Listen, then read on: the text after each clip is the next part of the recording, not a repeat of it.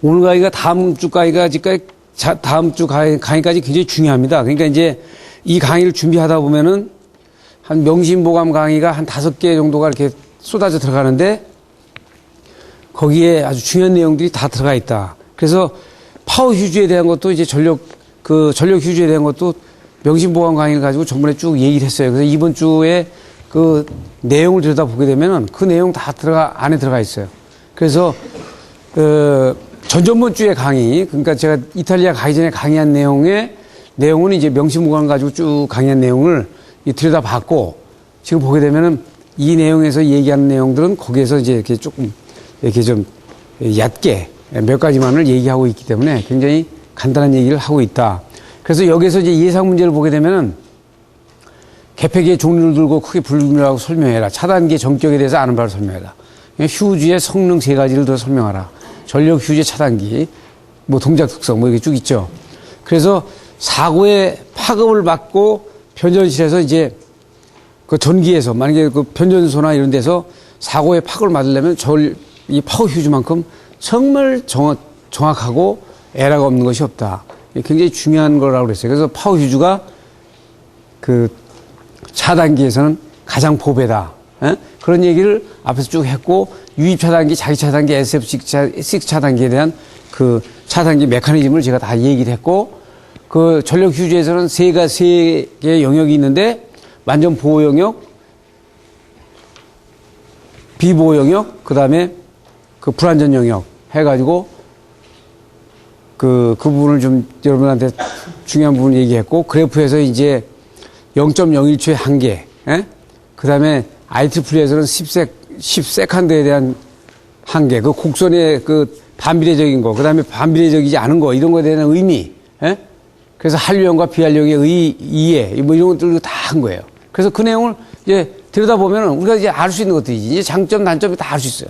그렇지만 시험에서는 여러분들이 이 내용들을 다 잘 써야 되는데, 실제 여기 중요한 내용들만 쓴다고 해가지고 한두 개만 쓰면 안 되고, 이 9개 중에서 뭐, 7, 8개, 9개 중에서 6개 정도는 써줘야 된다. 그, 내용을 써줘야 되는 그런 상황이 나온다. 이건 이제 전번에 강의 다 한 거예요. 그 전격, 그 허용 시간과 허용 전류.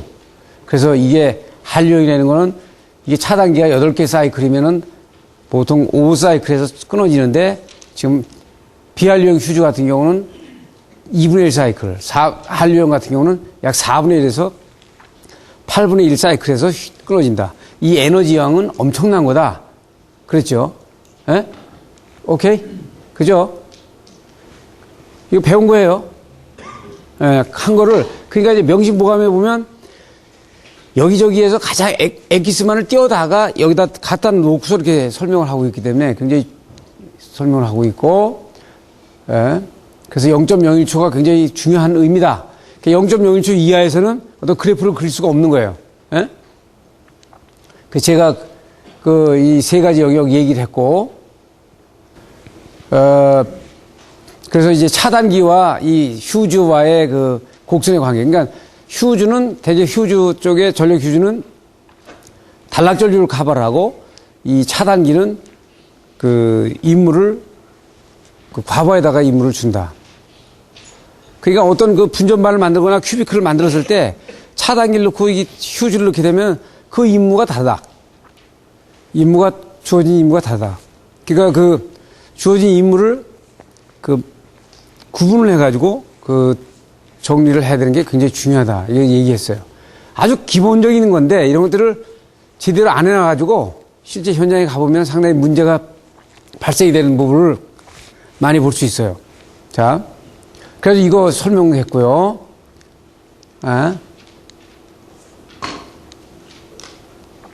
이 그래프에서 이제 0.01초하고 여기 10세컨드를 IEE에서는 이제 10초를 가지고 나와가지고 여기까지 이제 비한류형에 대한 커브를 나눴고 0.01초로 나눴죠. 보통 한류형 휴즈 같은 경우는 0.01초 여기까지 나눴습니다. 그죠? 그래서 여기 밑에는 거의 곡선을 그릴 수가 없다. 그래서 보통 여기 귀약전류 표시를만 해놨지만 실제 한류형 휴즈와 비한류형 휴즈 차단기에서는 0.01초까지만 내놓고 있는 부분을 볼 수 있었다. 그래프, 그렇죠. 대개 이렇게 나타내고 10초 나타내고 이렇게 우리가 봤어요.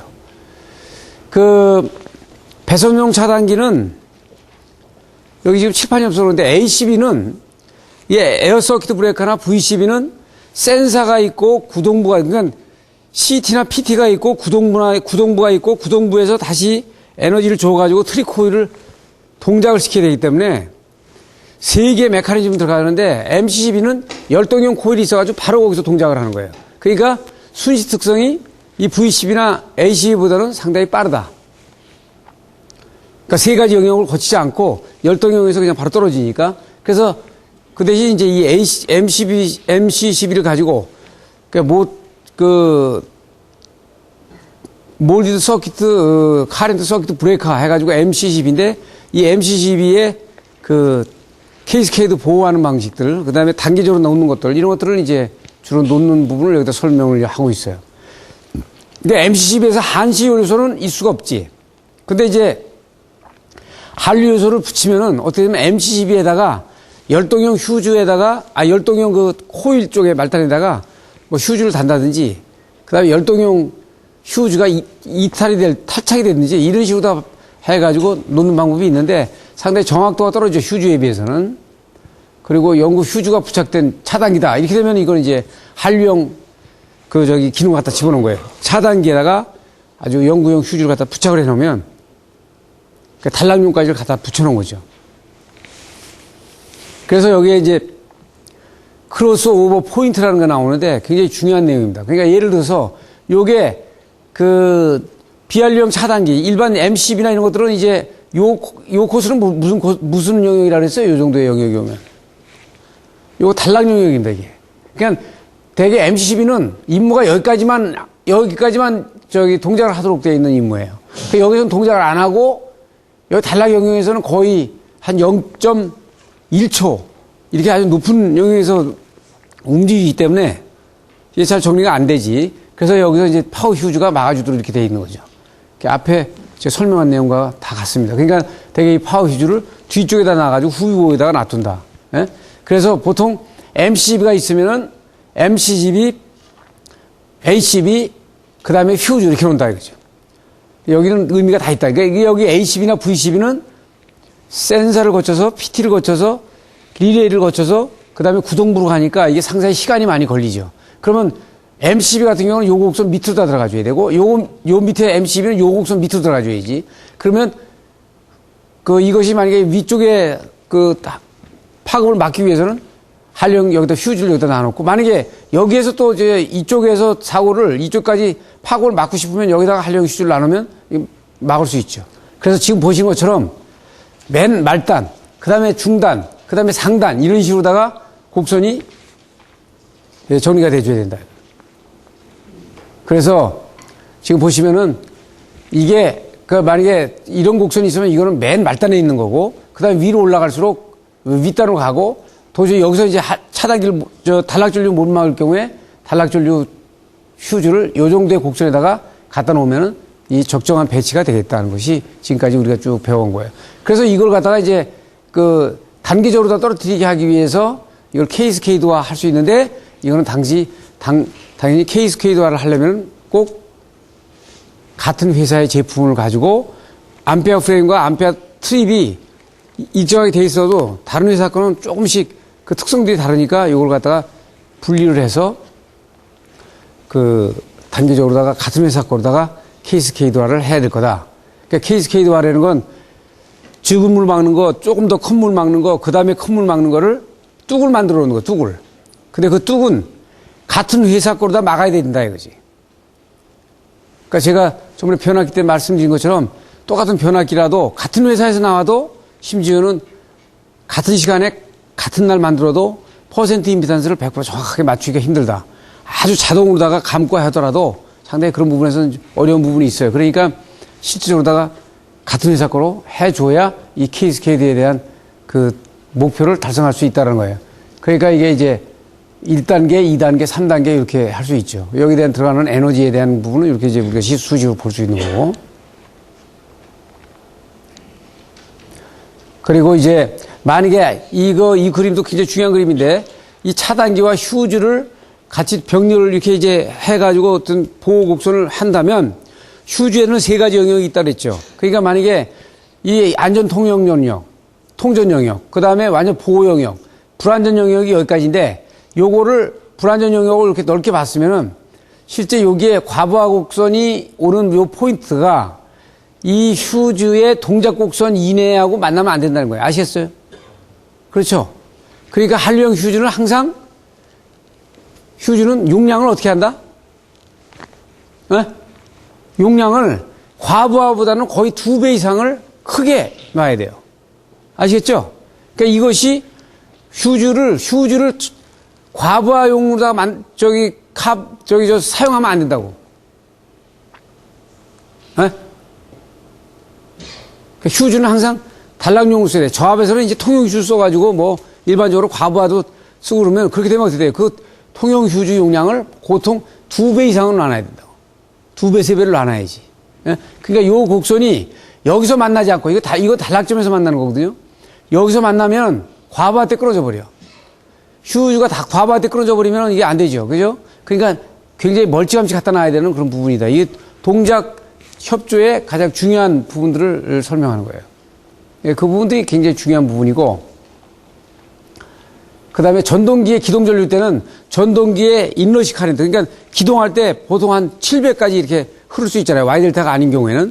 그럴 경우에도 그 기동 전류가, 맥시멈 기동 전류가 이 차단기에 과부하 영역까지 올라가면 안 된다는 거지. 그리고 휴즈 같은 경우는 당연한 거고. 어? 그렇죠. 상당히 중요한 보호협조에 대해서 중요한 부분이에요. 그리고 이제 이 그림들은 뭐냐면, 원래 이제 이 그림은 여러분들이 책을 볼 때 보는 관점에서 이제 볼 수 있는 그 의미로 보라고 내가 해놨는데, 전선과 단락 용량의 변압기의 단락점에서의 단락점까지의 그 전선의 용량이에요. 그러니까 지금 이거는 지금 보면은 2스퀘어, 3.5, 5.5mm, 6.8스퀘어, 14스퀘어, 38스퀘어, 100스퀘어 가지고 일본의 규격대로 되어 있다. 그래서 우리가 전선을 안 바꾸면 안 된다고 했던 것이 뭐냐면, 전선을 IC 규격으로 바꿔야 이 규격이 IC 규격의 차단기의 레이트 규격으로다가 선정이 되고 국제 규격으로다가 차단 규격을 다 만들고 있기 때문에 거기에 적용할 수 있다 이거예요. 그래서 제가 여러분들 아마 독일 핸드북에 보면 이 그래프가 일본 그래프가 아닌 국제 IC 규격의 그래프가 그려져 있어요.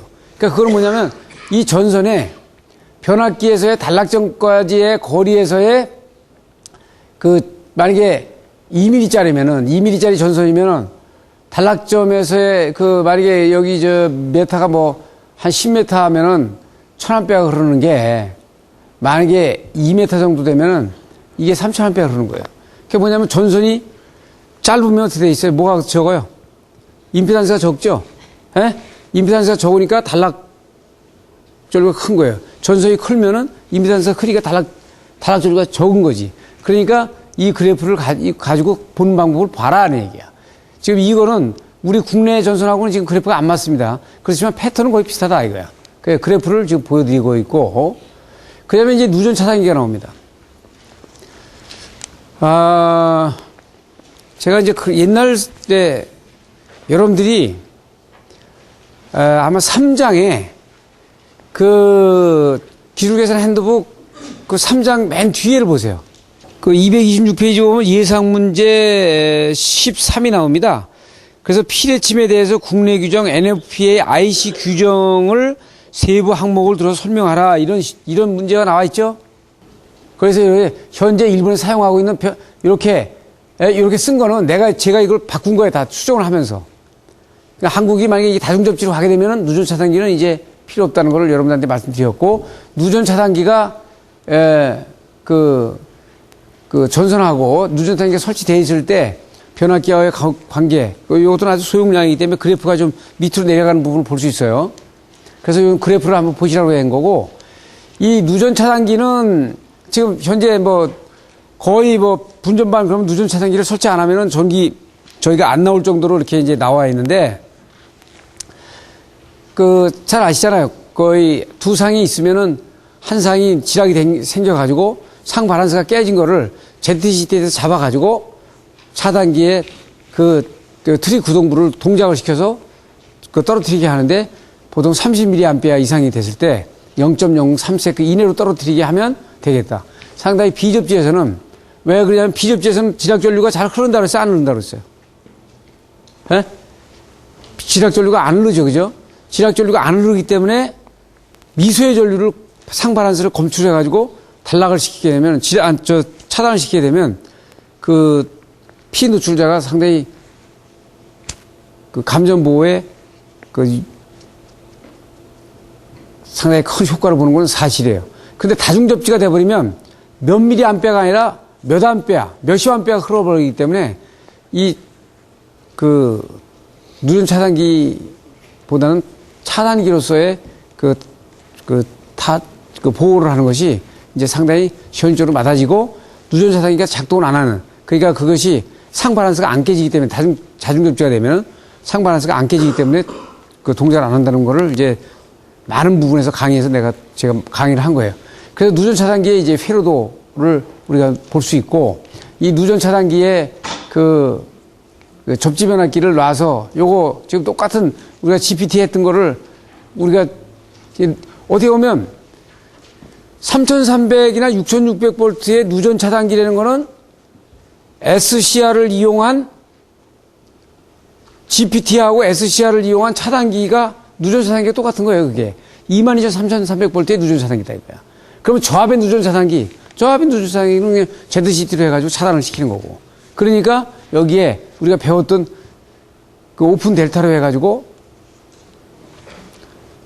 그 CLR 설치하는 그 25ohm과 55ohm 설치하는 그 내용들 설명하는 것이 여기서 설명을 하고 있는 거예요. 그리고 이제 시험 문제, 내가 이걸 이제 왜 올려놨냐면, 그 전에 이제 이 문제에 시험 문제가 많이 나왔어요. 그러니까 예를 들어서 접지에 감전 방지를 위한 그 플로우 차트를 설명하고, 그 항목을 설명하고, 그 도시카라 이런 것들이 나왔는데, 보시게 되면은 50V를 넘지 않는, 60V를 넘지 않는 저압, 안 넘게 하려면은 실제 접지환값이 500ohm 이하로 해가지고 30mA를 하는 것이 거의 대부분이었기 때문에 요 부분이 들어간 거예요. 그 다음에 이동식에서는 전기 딜이나 이런 것들은 500ohm 이하의 30mA. 그래서 요 두 개가 거의 우리한테 해당이 되는 그런 상황이고, 그 다음에 누전에 의한 화재 방지는 이제 누전 상이나 누전 리레이를 쓰는 거죠. 요것들이 뭐냐면 요 두 개가 보통 일반 지금 기존까지 됐던 누전 차단기를 설치하는 그 요건의 이유가 됐었어요. 그래서 그것이 지금 환경이 변화하고 있는 거지. 그러니까 여러분들이 이제 그 내용을 들여다보면서 우리가 전력 휴지에 대한 항목을 이제 거의 볼 수 있다.